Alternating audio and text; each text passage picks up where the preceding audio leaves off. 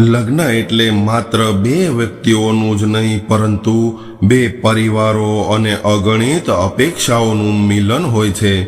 અપેક્ષાઓ પણ એવી હોય છે કે જે ઘણી વાર ઘરની નાની વહુ પર આવીને જ અટકી જાય છે.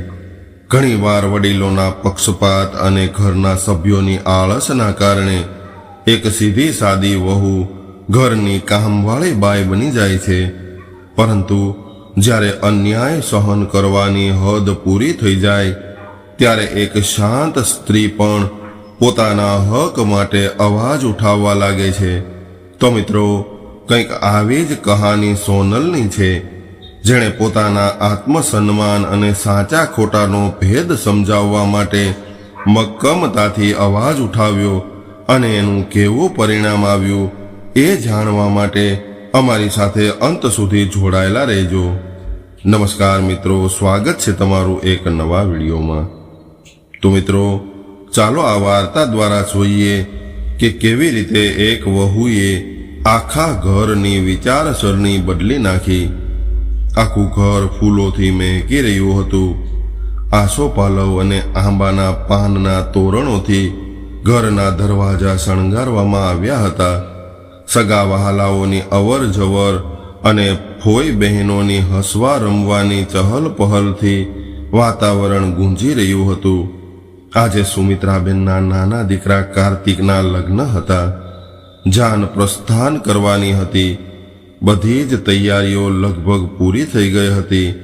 સુમિત્રાબેન એમની મોટી વહુ પાયલને બૂમ પાડી રહ્યા હતા, "વહુ, જો તારો શૃંગાર પૂરો થઈ ગયો હોય તો જલ્દી આવીને ગાડીમાં બેસ, મોડું થઈ રહ્યું છે." "બસ 2 જ મિનિટ મમ્મીજી, ફક્ત ચાંદલો કરવાનો બાકી છે, હમણાં જ આવી," પાયલે અંદરથી જવાબ આપ્યો. સુમિત્રાબેન બબડ્યા, "પાયલ વહુ, મેં તને વધારે પડતી છૂટ આપી દીધી છે. તું કોઈ પણ કામ સમયસર નથી કરતી. નંબર 1 આળસુ છે તું. હવે હું મારી નવી વહુને શરૂઆતથી જ કાબૂમાં રાખીશ, નહીં તો એ પણ તારા જેવા જ લક્ષણ શીખી જશે." ખેર, સમયસર બધા જાન લઈને સોનલના ઘરે પહોંચી ગયા. લગ્નની બધી જ વિધિઓ ખૂબ આનંદપૂર્વક સંપન્ન થઈ. વિદાયની ઘડી આવી ગઈ અને સોનલ આ ઘરની નાની વહુ બનીને ગૃહ પ્રવેશ કરી ગઈ.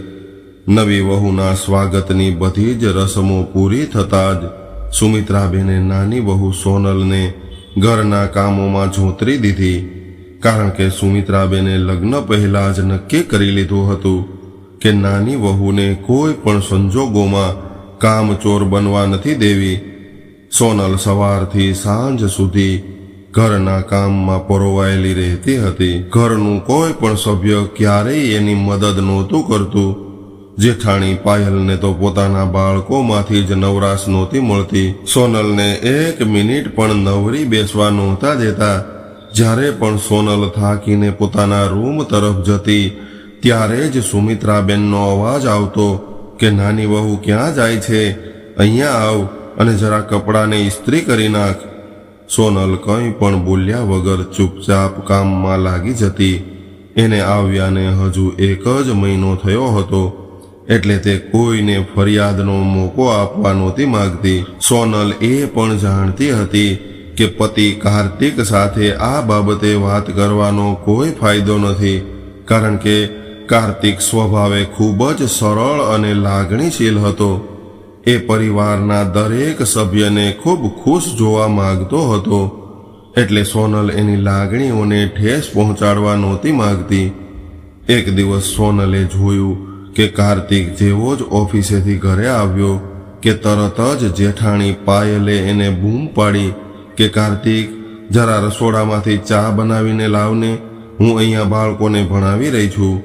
ખાલી ચા જ નહીં, પરંતુ રજાના દિવસે પાયલના બાળકોને નવડાવવા, એમનું હોમવર્ક કરાવવું જેવા નાના મોટા કામો પણ કાર્તિક કરતો હતો. જેઠાણી પાયલ એના સીધા સ્વભાવનો પૂરેપૂરો ફાયદો ઉઠાવતી હતી અને ઘરના કામોમાં પણ કોઈ પણ પ્રકારની મદદ નહોતી કરતી. સાસુમાં પણ મોટી વહુને કંઈ પણ કહેતા નહોતા, બસ નામ પૂરતી જ એને આળસુ કહેતા. મોટા ભાઈ એટલે કે જેઠ બહાર ગામ નોકરી કરતા હતા અને મહિનામાં એકાદ વાર ઘરે આવતા.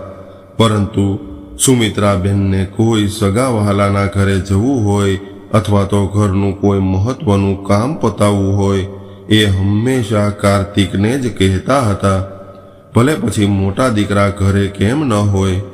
બીજી તરફ જેઠાણી આળસુ હોવાનું બહાનું કાઢીને આખો દિવસ આરામ કરતી રહેતી.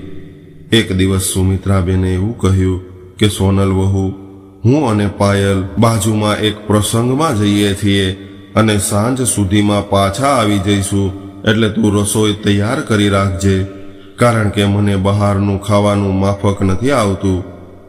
તમે ચિંતા ન કરો મમ્મીજી, હું બધી જ તૈયારી કરી રાખીશ, તમે નિશ્ચિંત થઈને જાઓ, સોનલે નમ્રતાથી કહ્યું. રોજની જેમ કાર્તિક સાંજે ઓફિસેથી ઘરે આવ્યો. સોનલે ફટાફટ ચા બનાવીને કાર્તિકને આપી અને સાસુમાના કહ્યા પ્રમાણે રસોડામાં રસોઈની તૈયારી કરવા લાગી. કાર્તિક મોઢું ધોઈને આવ્યો અને સોનલને કહ્યું કે સોનલ, હું રોજ જોઉં છું કે તું આખો દિવસ ઘરના કામમાં વ્યસ્ત રહે છે, ચાલ હું તારી થોડી મદદ કરાવી દઉં. સોનલે ના પાડી છતાં કાર્તિકે પ્રેમથી શાકભાજી સુધારવાનું શરૂ કર્યું. એટલામાં જ સાસુમા અને જેઠાણી પ્રસંગમાંથી પાછા ઘરે આવ્યા. સાસુમાએ જેવો જ કાર્તિકને રસોડામાં સોનલની મદદ કરતો જોયો તો એમનું લોહી ઉકળવા લાગ્યું. તેઓ જોરથી બૂમ પાડીને બોલ્યા કે વહુ, આખરે તે મારા ભોળા દીકરાને તારો ગુલામ બનાવી દીધો, જેની પાસે તું રસોડાના કામ કરાવે છે. તને શરમ આવવી જોઈએ. શું તારા પિયરમાં પણ પુરુષો રસોડામાં કામ કરે છે? સોનલે આ સાંભળીને ખૂબ જોરદાર ઝટકો લાગ્યો. એણે જેઠાણી પાયલ તરફ જોયું કે કદાચ તેઓ સાસુમાને કંઈક સમજાવશે, પરંતુ સોનલની આશાથી તદ્દન વિપરીત જેઠાણી કટાક્ષભર્યું હસીને પોતાના રૂમમાં ચાલી ગઈ. આજે સોનલની ધીરજનો બાંધ તૂટી ગયો. એ હિંમત ભેગી કરીને બોલી કે હા મમ્મીજી, છે મારો પતિ જોરુનો ગુલામ, પરંતુ જ્યારે કાર્તિક જેઠાણીના નાના મોટા કામોમાં મદદ કરે છે ત્યારે તેઓ ગુલામ કેમ નથી બનતા? જ્યારે આખા ઘરની જવાબદારી કાર્તિક એકલો ઉપાડે છે અને બધાની ઇજ્જત રાખવા માટે કોઈને કામની ના નથી પાડતો, ત્યારે તો એ બહુ સંસ્કારી કહેવાય છે. તો પછી એ પોતાની પત્નીની મદદ કેમ ન કરી શકે? આખરે હું એમની અર્ધાંગની છું. સોનલે આગળ કહ્યું કે કાર્તિક તમારી બધાની મદદ કરે તો સંસ્કારી, અને મારી જરાક મદદ કરી દીધી તો તમે એને જોરુનો ગુલામ કહી દીધો. તમને આટલું ખરાબ લાગી ગયું? મને માફ કરજો મમ્મીજી, પણ શું જેઠાણી રસોડામાં મારી મદદ ન કરાવી શકે? તમે એમને કેમ કંઈ કહેતા નથી? જો ઘર બધાનું છે તો જવાબદારીઓ પણ બધાની હોવી જોઈએ. જેઠાણીના આળસની સજા તમે મને કેમ આપી રહ્યા છો? આજ પછી કાં તો જેઠાણી ઘરના કામમાં મારી મદદ કરાવશે, નહીતર કાર્તિક આવી જ રીતે મારી મદદ કરશે અને તમે કંઈ નહીં કરી શકો. સોનલની આ દલીલ અને સાચી વાત સાંભળીને સાસુમાં ચોંકી ગયા. એમને પોતાની ભૂલ સમજાઈ ગઈ અને તેઓ બોલ્યા કે મને માફ કરી દે નાની વહુ, હું મારી જવાબદારી સારી રીતે ન નિભાવી શકી. પાયલ વહુ ખરેખર કામચોર છે, તું ચિંતા ન કર. આજ પછી મોટી વહુ પણ ઘરનું અડધું કામ કરશે. રસોડાની બહાર ઊભેલો કાર્તિક આ બધું જોઈને મનમૂક હસી રહ્યો હતો. એ ધીમેથી સોનલના કાન પાસે ગયો અને મજાકિયા અંદાજમાં બોલ્યો, પણ હું તો મારી જોરુનો ગુલામ બનીને જ રહેવા માંગુ છું. શું મને એની પરવાનગી મળશે? ત્યારે સોનલ શરમાઈ ગઈ અને પોતાના રૂમમાં દોડી ગઈ. એણે મનોમન કાર્તિકનો આભાર માન્યો કે આજે એના સપોર્ટના કારણે એ પોતાના હક માટે બોલી શકી. મિત્રો, આજની આ કહાની તમને કેવી લાગી કોમેન્ટ કરીને જરૂર જણાવજો, અને પસંદ આવી હોય તો વિડીયોને લાઈક, શેર અને ચેનલને સબસ્ક્રાઇબ જરૂરથી કરજો. ફરી મળીએ એક નવી કહાની સાથે. ત્યાં સુધી બધા જ મિત્રોને જય શ્રી કૃષ્ણ. રાધે રાધે.